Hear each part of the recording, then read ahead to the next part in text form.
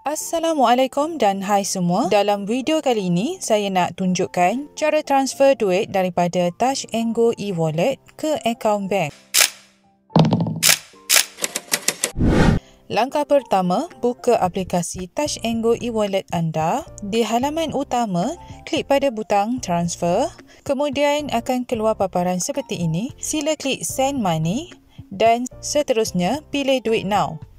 Selepas itu, klik pada transfer to. Di sini anda akan diminta untuk pilih kaedah pindahan wang. Jika anda nak transfer ke akaun bank, sila pilih bank e-wallet account. Langkah seterusnya, pilih bank penerima. Contohnya seperti saya nak transfer ke BSN, Bank Simpanan Nasional. Jadi klik BSN. Masukkan nombor akaun bank penerima. Di bahagian jenis transfer, pastikan anda pilih fund transfer. Kemudian klik next.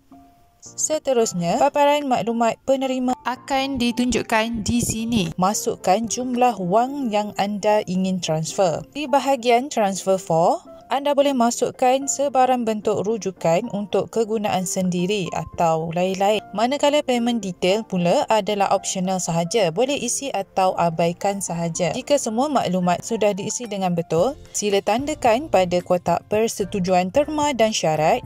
Kemudian, klik confirm transfer. Masukkan PIN Touch 'n Go e-wallet anda.